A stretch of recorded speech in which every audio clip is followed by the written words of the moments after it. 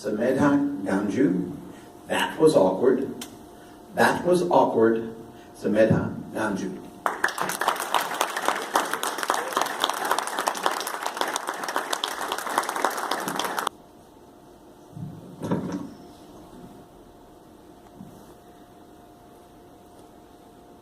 When we're kids, we don't care about what the world thinks. We don't know social norms or etiquettes. Over the years, our parents and teachers instill proper habits in us by using various modes of persuasion, sometimes lecturing, sometimes punishment, sometimes bribery, anonymous judges, and sometimes just some good old spanking. Chew with your mouth closed, Sumeda. Did you say thank you for your nice gift, Sumeda? Do not lift your skirt up, Sumeda. Don't put your finger in your nose and then in your mouth. Sumeda's friend. Eventually, all parents win and they tame us to be socially adept. Well, most of us. The rest of us become engineers. I recently realized my social adeptness came to its peak a few years back. And it has been plummeting since. When I was younger and I would bump into people, I would stop and say hello. As I grew a little older, I started greeting people with just a smile.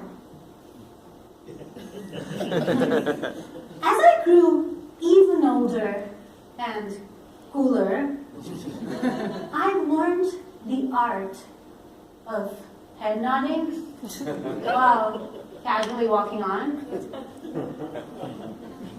And now, when I bump into people,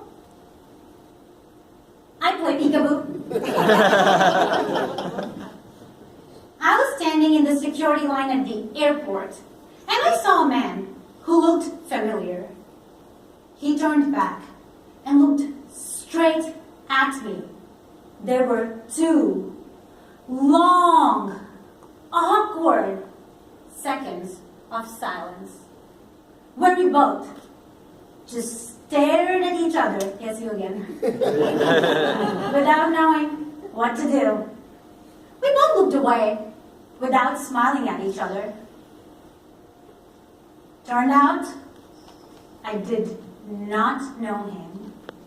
And that game of peekaboo lasted all the way to Atlanta in a flight where he was seated next to me, and I had to pretend to read Sky Mall magazine for 3 hours. These random social encounters get even worse in the virtual world of social networking sites.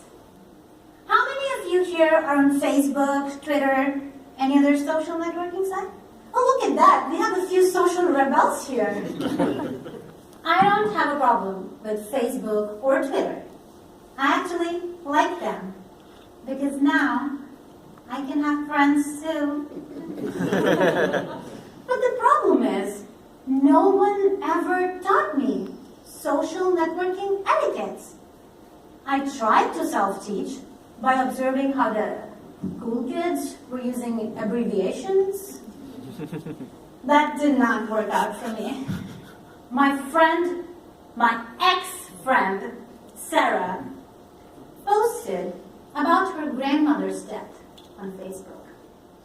And I commented, lots of love. And then she blocked me After that, I completely stopped using LOL. I learned the hard way. Now, I don't comment on anything. I just like everything. So when my high school classmate Rahul bruised his thumb while chopping vegetables at his kitchen counter in Houston, Texas with his wife Priya and was feeling upset, hashtag it's bleeding, hashtag my potatoes are red now.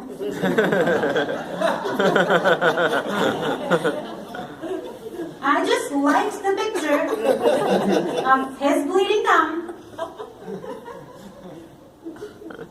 This strategy has been working out great for me. 495 friends as of today morning, and 5 more projected by 6 p.m. today.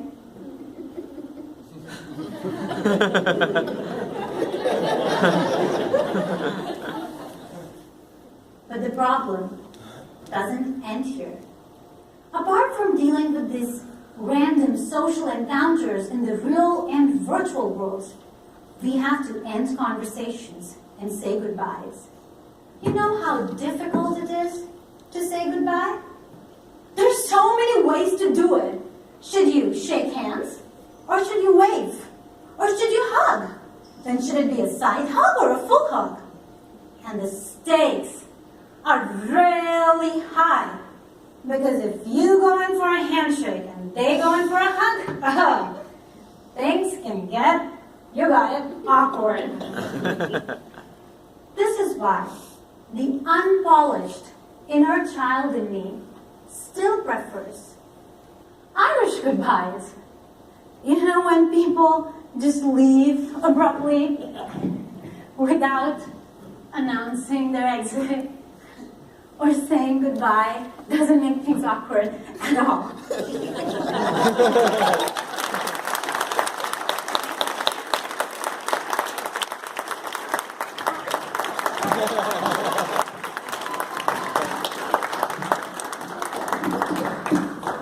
And now, an awkward silence until all balance have been collected.